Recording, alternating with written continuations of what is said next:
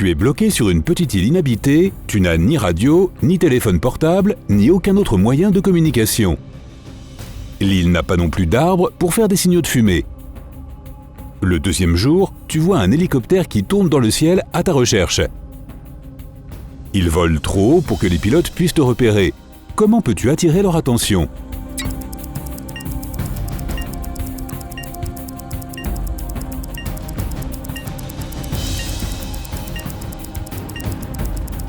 Ramasse des pierres et utilise-les pour écrire SOS sur le sable.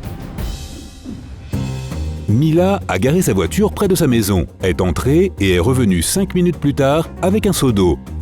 Puis elle a versé cette eau sur le trottoir et a couru à l'intérieur de nouveau. Pourquoi a-t-elle fait tout cela ?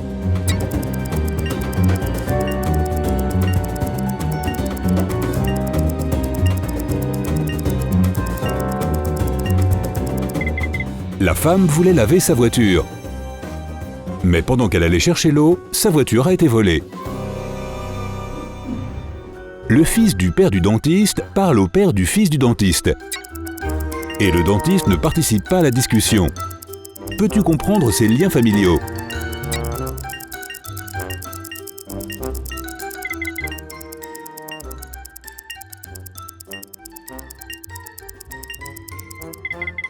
Le dentiste est une femme et les personnes qui parlent sont son mari et son frère.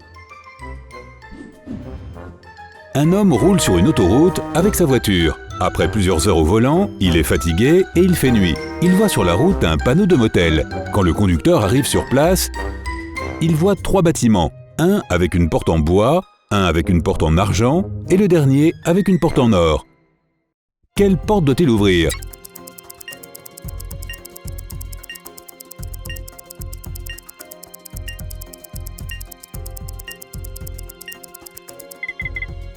La porte de sa voiture, bien sûr. Tu tombes dans un piège préparé par un professeur fou. Il mène une expérience et veut que tu plonges dans l'un des 4 réservoirs remplis d'eau. Mais le premier est rempli de serpents venimeux. Le deuxième contient de l'acide qui peut dissoudre même du métal. L'eau du troisième est pleine de bactéries. Dans le 4e réservoir, il y a des piranhas. Quel réservoir tu choisis pour survivre ?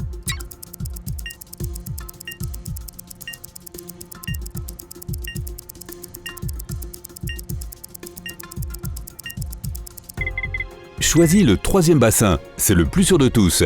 Toutes les bactéries ne sont pas mauvaises, beaucoup d'entre elles sont en fait très utiles. Sarah est sortie un soir en laissant Amy dormir sur le canapé. Quand elle est revenue, Amy avait disparu, mais son téléphone était sur le canapé. Le dernier numéro composé était le 6 444 55 33. Sarah soupçonnait 3 personnes qui pourraient être derrière la disparition d'Amy. Tina, la cousine d'Amy, leur voisin Mike et le frère d'Amy, Luke. Quand la police est arrivée, ils ont analysé le numéro de téléphone et ont découvert qui était le responsable. Tu as 7 secondes pour le découvrir.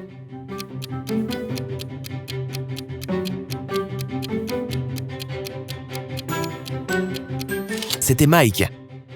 Amy a utilisé le clavier T9. Cela signifie qu'elle a dû appuyer plusieurs fois sur chaque chiffre pour obtenir la lettre. Les chiffres composent le mot « Mike ». Olivier naviguait sur son bateau quand les choses ont dégénéré. Le bateau a coulé au milieu de l'océan. Après avoir nagé pendant des heures, l'homme s'est réveillé sur une île déserte. En ouvrant les yeux, il a vu 2 hommes. Pas une île déserte en fait. Ces derniers voulaient garder Oliver enfermé dans une des grottes de l'île. Oliver a accepté, mais leur a demandé de lui accorder un dernier souhait. Quand il a dit aux hommes ce qu'il voulait, ils l'ont libéré. Quel était son souhait ?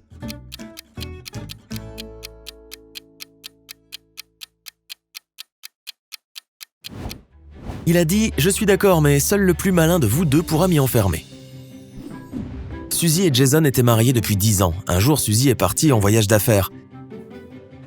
Elle devait rester loin de chez elle pendant 2 jours. Dès que la femme est revenue, Jason a réalisé que quelque chose n'allait pas. La femme dans ses bras n'était pas sa femme. Comment l'a-t-il su ?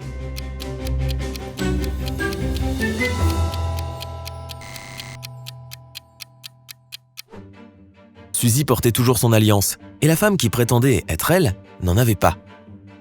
Il n'y avait pas non plus de ligne de bronzage à sa place. Ou c'était vraiment Suzy, mais elle est revenue après s'être fait refaire le nez en utilisant son alliance pour le payer. Ça pourrait être ça. Cathy, une détective privée, a décidé de prendre des vacances dans une station de ski dans les Alpes françaises. Alors qu'elle attendait dans le hall, le directeur de l'hôtel a annoncé qu'il cherchait des traducteurs. Il avait besoin d'aide pour des documents importants. Il voulait des gens qui maîtrisent différentes langues. Cathy lui a proposé de l'aider dans le processus d'embauche. Maya a dit qu'elle vivait en Allemagne et qu'elle connaissait la langue allemande. Rob a dit qu'il avait déjà vécu à Singapour et qu'il parlait couramment le mandarin. John a dit qu'il avait passé une décennie au Brésil et qu'il parlait brésilien. Cathy a immédiatement su que l'un des candidats mentait. Peux-tu trouver lequel ?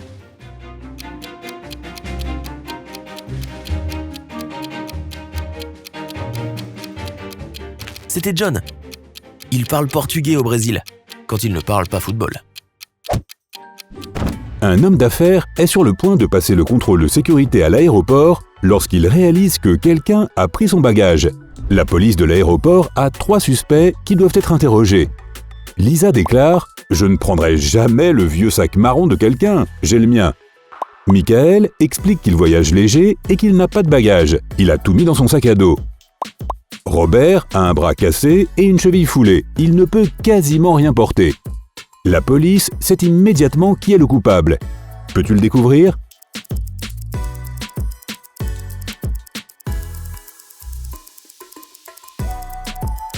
C'est Lisa. Personne ne lui a dit que la valise était marron.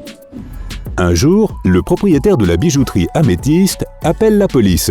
Il signale que quelqu'un a pris tous ses diamants de valeur. Les inspecteurs savent que quelqu'un sévit en ville depuis un certain temps déjà. Ils sont sur le point de prendre le coupable en flagrant délit. Les magasins où des bijoux ont disparu sont Alvaro, Antonio, Aquarings, Améthyste. Il y a 5 autres bijouteries dans la ville. Laquelle sera la prochaine ?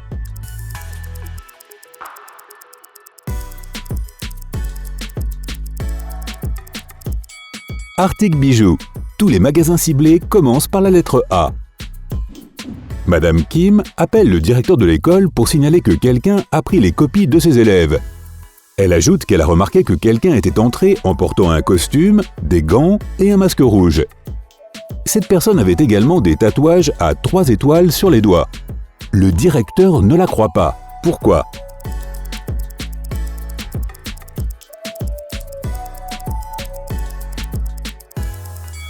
Elle a dit que la personne portait des gants. Mais alors, comment a-t-elle pu voir les tatouages à 3 étoiles sur ses doigts ? Tu te trouves au milieu d'une forêt avec 3 chemins devant toi. L'un d'eux est couvert de charbons ardents. Le deuxième est jonché de clous acérés. Et le troisième est si glacé qu'on a l'impression d'être en Antarctique.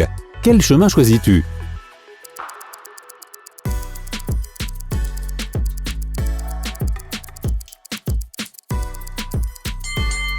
Choisis le 3e chemin. Toute cette glace va bientôt fondre, elle est bien trop près des charbons ardents. Un aveugle entre dans un magasin d'électronique et veut acheter un téléphone portable.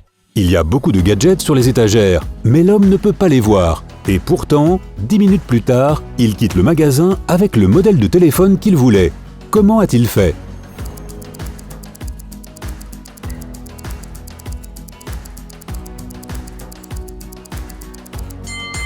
L'homme était aveugle, mais pas muet ni sourd. Il a simplement demandé à un vendeur de lui vendre le téléphone qu'il cherchait. Jean est chez lui, assis dans son fauteuil, avec un livre. Tout d'un coup, il entend la statue super chère de sa femme tomber et se casser dans leur chambre. Il court dans la chambre juste à temps pour voir un inconnu sauter par la fenêtre et s'enfuir. Jean essaie de le poursuivre, mais ses lunettes s'embuent à cause du froid. C'est pourquoi il ne parvient pas à identifier l'intrus. Lorsque les policiers arrivent, il raconte son histoire et ils comprennent immédiatement qu'il ment. L'homme a inventé cette histoire pour ne pas admettre qu'il a lui-même brisé la statue. Comment l'ont-ils su ?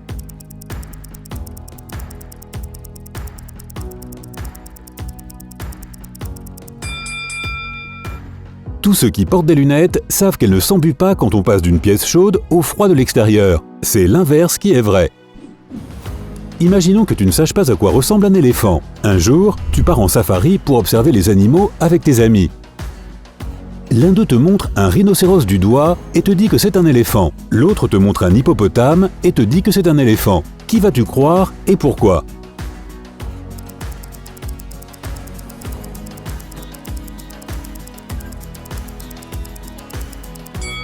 L'épreuve consiste à imaginer que tu ne sais pas à quoi ressemble un éléphant, et non pas que tu ne sais pas ce qu'est un hippopotame ou un rhinocéros. Cela signifie que tu ne croiras aucun de tes amis. Imagine que tu viens d'entrer dans une cabane obscure. Il y a une lampe à huile, un journal et du bois d'allumage dans la pièce. Tu n'as qu'une seule allumette et tu dois faire un choix difficile. Que faut-il allumer en premier ?